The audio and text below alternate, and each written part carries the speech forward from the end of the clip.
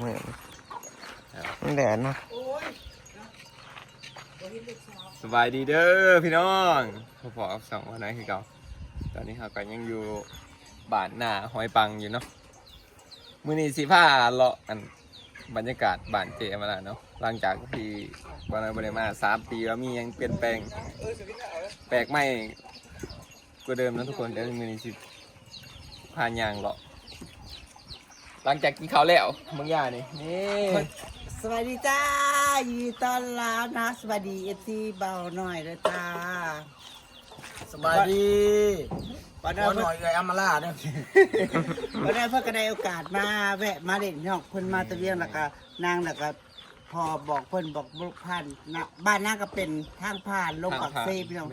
เราก็ได้แวะคอยมีลูกสาว2นาง ใช่สาว คอยเอิ้นมันตอบเลย มึงเหรอ สอบเงินสอบทาง ไปใช่ดิ เงียบนั่นมันตอบ ใช่อะไรมั่วบอก คอยเอิ้นงัวสิมันสิเอิ้นตอบแล้วก็ย่างมาพ่อ ดู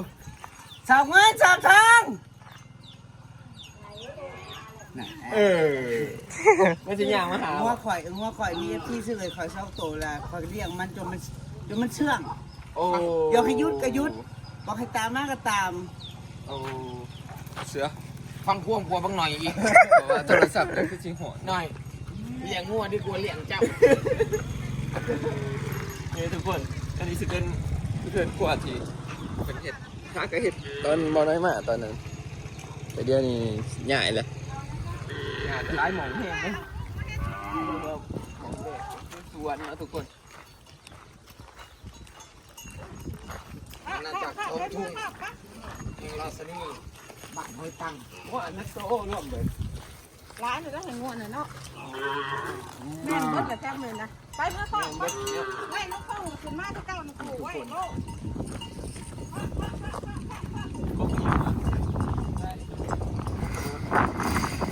ก็บอกว่า นี่ทุกคนอันนี้เป็นเขาเอิญยังวะ เป็นพวดบังสวรรค์นอนนี่สวรรค์ก็ต้องเมย เมียนบอก สวรรค์ก็ต้องเมยหลานนอนอยู่ จะมีร้านนี่วันนี้ มันยานสาวที่มันย่างก็ยังมาตื่นมื้อเช้าดิ ผมต้องทอดครับบอ มันปั้นไอติมกับแม่มันหลาน ร้านลูกของน้องเจ้า แม่ลูก เอ้าสบายดีลุง สบายดีลูกว้าตัวมึงเนี่ยหลอกไหมมึงเนี่ยง่าไม่ดี ผูกบัวถ่วงลงไปผูกขึ้นบัวถ่วงตัวนั้นนี่นะนี่เท่าถ่วงผูกเนี่ย บรรยากาศ ผูกไปช่วยยิ่งลงไป ทุกคน ขากเนาะขากเนาะ ลุงอามาล่าลุงก็เด้อทุกคนนะนี่แล้วมีร้านดิ เพิ่งนี่แล้วปลูกเบิดเนาะโอ้เผากู ต้นเสียวใช่บ้านเจ้าเอิญต้นยัง แม่แต่ว่าต้นเราสมเขียว ชื่อทางอันแต่อามาล่าแม่นบอก มีอันนี้อีก ต้นต้นเสียว มียันเป็ด เป็ดบ่พวกเนี่ยพี่ใจพวกเนี่ย ทอดเป็ด ตะกี้น้ำมันใส เขาเอาสื่ออันนั้นมาใส่น้ำใส่อีกนิดนึง ชื่ออัน ผงอันนั้นเปลี่ยนสีด่าง อันนี้เขา ไก่ ของยังไงนะ ให้มันตายไปแล้ว ทั้งนั้นที่จะเห็นของ ของมูอ่ะ ขอกหมู ปอด ขอกหมู มีปลามียังอีกเด้อเนาะ ป้าให้เบิ่งเบิ่งอันนี้ มาเบิ่งที ดีด้วย ปลาต้น เอาเบิ่งแม่ซะร้อยคุดผลิตเดี๋ยวให้ติดต้นผลิตนะฮะ เพิ่นเห็ดตัวดินนะอีกหน่อยอยู่เนี่ย เจ้าบุตรงเนี้ยตรงนั้น ควัดไปขายบ่ปลาต้นทุกคนเป็นปลูกตัวดินนะดูดิ แก้ปลูกบ่ได้เมื่อก่อนปลูก ปลูกเบิดแม่นบ่ ปลูกบ่ทุกอย่าง ปลูกมาให้ดินบางเปล่าเลยสิ ดินทราย เห็ดหันเห็ดหนีลูกอีดี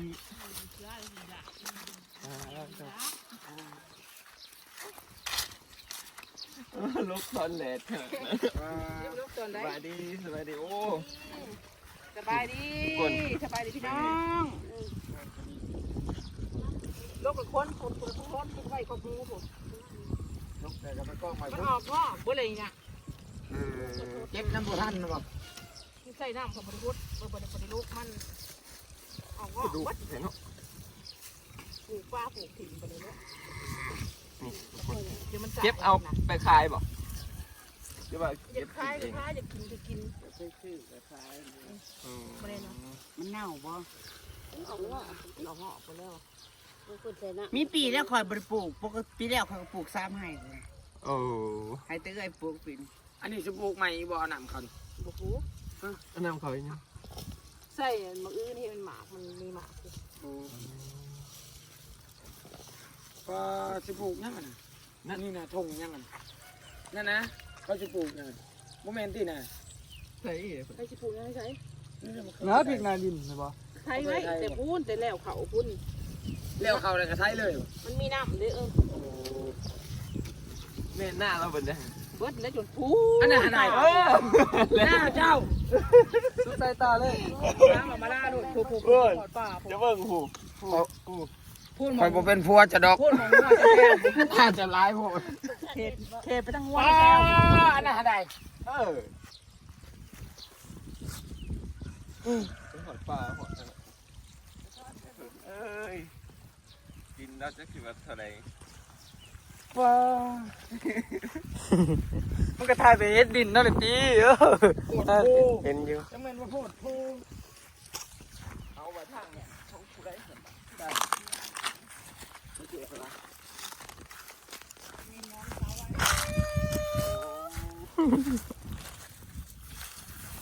ุกคนเป็นหลอกกัน อันนั้นเป็นน้องสาววันเนาะ สายตา เจ๋วล่ะวะ ได้พวก พวกเห็ดดุใช่ปะ โมเมนต์ตู้อันยังไง กับน้องปลาอีกเนาะ น้องสายตา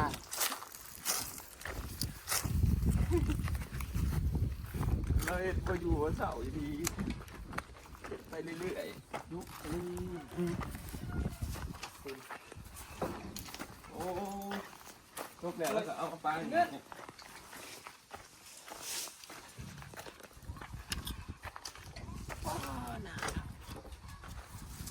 ต้มบ้าต้มบ้า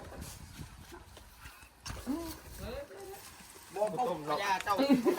ยังนะถูกแล้วสาธุทอด ทุกคน อันนี้เป็นจะเป็นคอกหมูก็จะเลินทางกระเฮ็ดพี่น้อง ขอบมั่วแต่นี่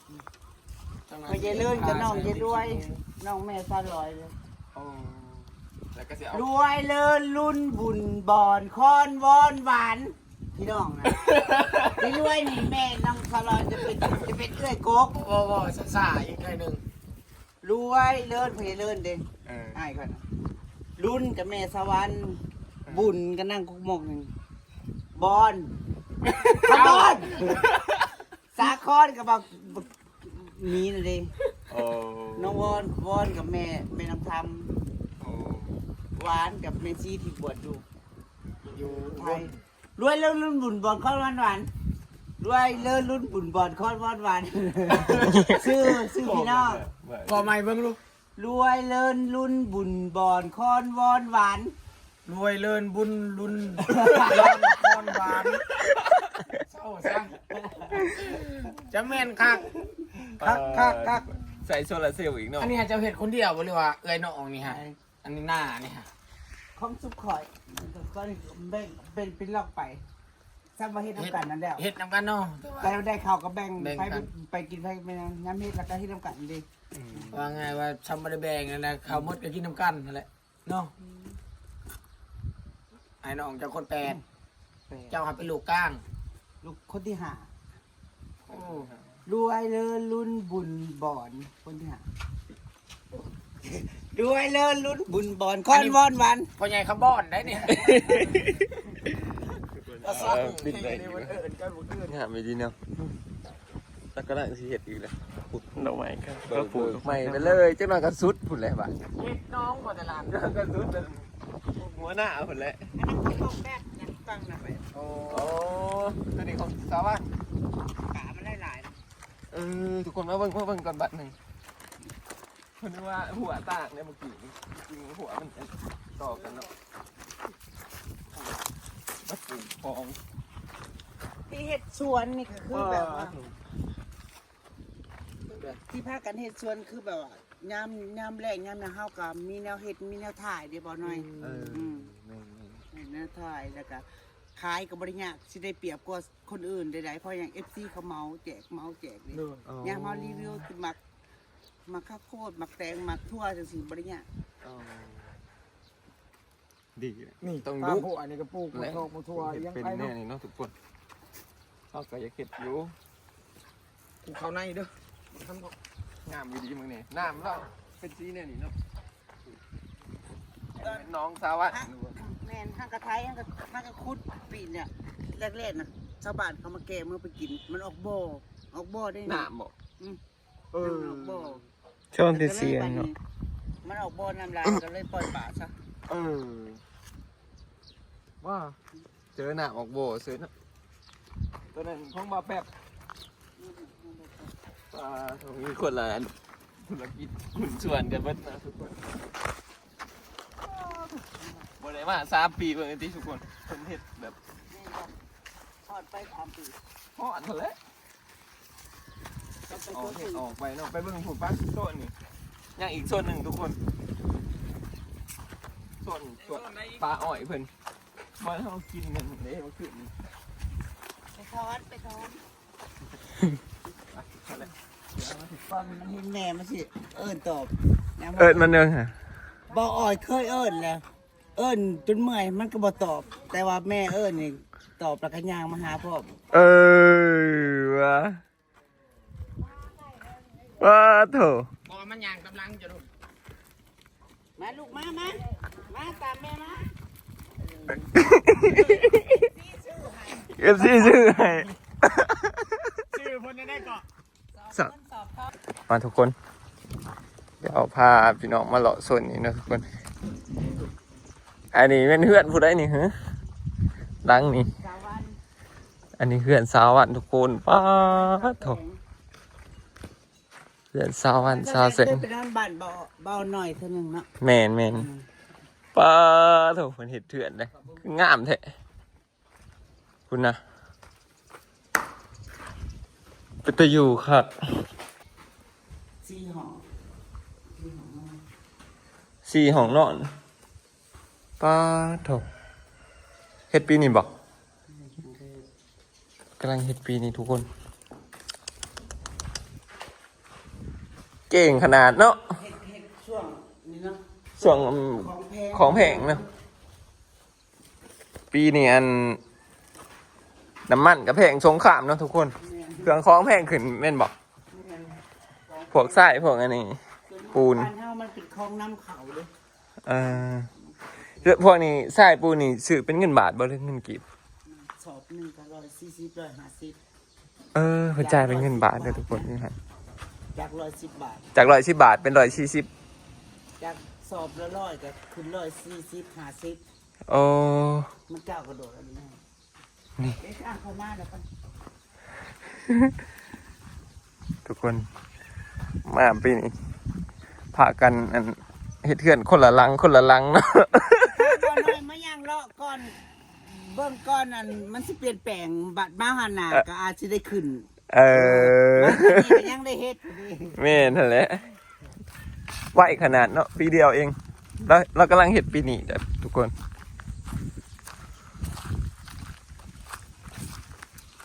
ถือว่าเปลี่ยนแปลงไปหลายขนาดขอว่าอยู่เจ๋มล่ะใหญ่ที่อยู่บ่ มาเมื่อคืนนี่คือจังว่าบ่มีไฟอยู่เพื่อนแบบว่าพี่มาอยู่พี่ทุกคน มาอยู่บ่อนดินใหม่เพิ่นผู้ตอนตะกี้เป็นป่าอ้อยเนาะ แม่ตะกี้เป็นป้าอ้อย เป็นเอาอันดินมาถมทุกคนเลยนี่โถกำลังเห็ดเพื่อนหอหลังใหม่ ก็ ทุกคน สุกว่าอยู่แล้วจังสิมาเพิ่นว่าแล้วจังสิมาขึ้น เปิ้นไอ้ชุกมาตอนนั้นเห็ดแบบมันยั่งเลยยั่งเนอะ เฮ็ดปีนี้ล่ะประมาณเดือนกว่าน่ะ เห็ดได้เดือนกว่า หาได้ผัวพี่น้องเอ้ย เห็ดเกียร์ใหม่เนาะ แม่น สินอนที่อยู่ซุมื้อน่ะก็แบบอยู่กับลูกกับหลานกับครอบครัวเด้ เออ บัดนี้อยากออกมาเป็นส่วนตัวหาได้ผู้สอบผู้ชายมาหากับมันเป็นส่วนตัวเด้ แม่นนั่นแหละแม่นความมาเลยนี่ทุกคนผมดินกับ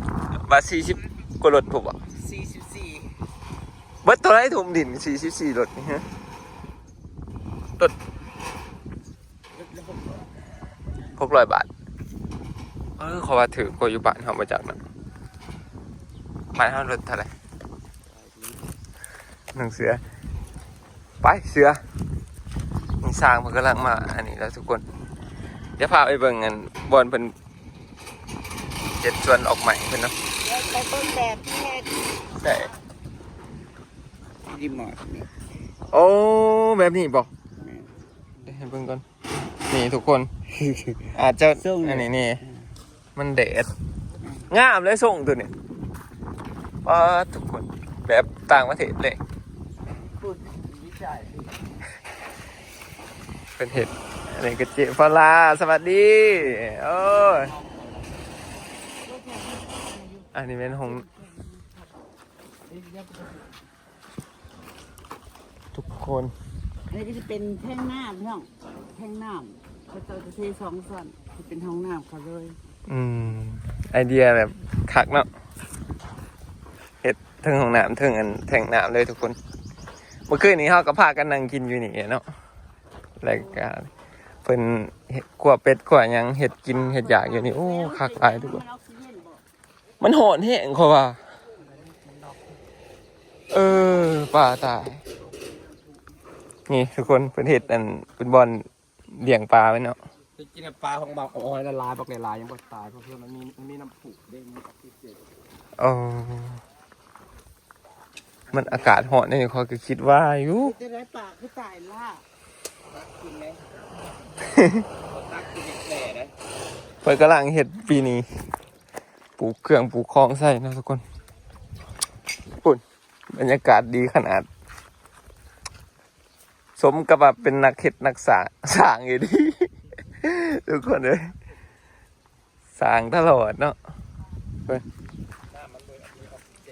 ทางนั้นก็สิเป็นนั่นดินซาวดอยเนาะซาวดอยกับบ่าอ้อยเนาะทุกคนเพิ่นก็สิมาอยู่นี่คือกันถามเพิ่นเมื่อคืนนี้ทางนั้นเพิ่นก็เป็นเฮือนเพิ่นเนาะกำลังเฮ็ดคือกันกำลังเฮ็ดปีนี้คือกันเนาะโอ้บรรยากาศดีขนาดทุกคนอันนี้เป็นหนาแรงได้นี่ต่างคนต่างกันเฮ็ดเองเบิดทุกคนนะทุกคนเฮ็ดเองเบิดน้องปลานี่น้องปลากันโอ้อยู่ไกลกันอีกตัวนี้มันดิน300 บาทออยได้เนาะ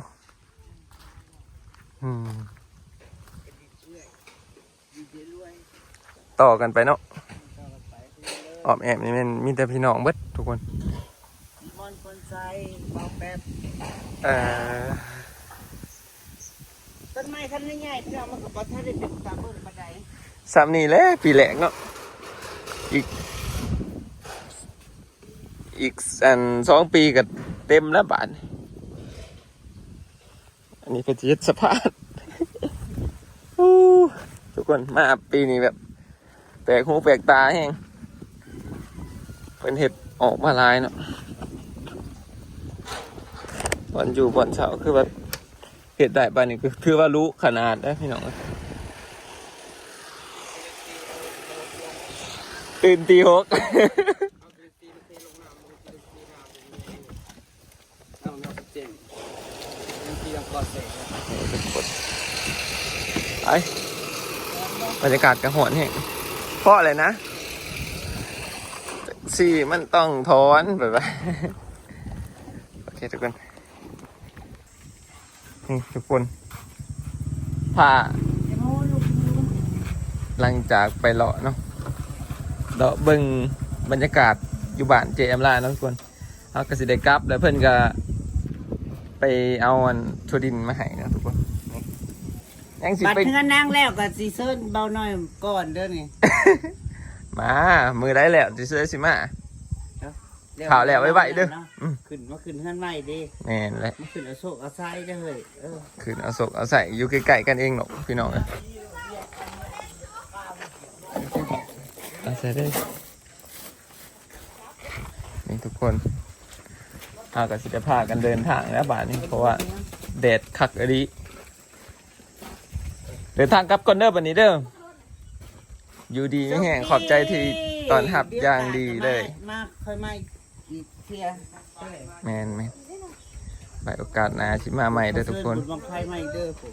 บุญบังไฟ วันที่19 บุญบังไฟนะทุกคน บุญใหญ่อีกแล้วนี่โอเคทุกคนไปเตรียมออกเดินทาง ขี่รถ บายดี ทุกคนตอนนี้สาวร้อยเพิ่นกำลังมาเนาะสิมาขวัดตัวดินใส่เอ่อ เพิ่นปลูกทั่วดินให้นึ่ง ตัวดินนะทุกคน และเมื่อก่อนเด้อวันนี้ขอบใจหลายๆสำหรับการต้อนรับเป็นอย่างดีเนาะทุกคนเมื่อคืนนี้ก็โอ้ยม่วนแห้ง พอกันใหม่เนาะ เคยบอกกับทางรออยู่โอ้ยอลิศใหญ่มือใดที่พาลงไปเล่น แม่นบ่เพิ่นฆ่าลูกเนาะช่วงนี้เนาะฆ่าอาลิสทุกคน เพราะว่าจะน่าจะไปได้แล้วสมัคร2 ปีก็ไปได้จังไปเลาะบัดนี้โอเคทุกคนเตรียมตัวออกเดินทาง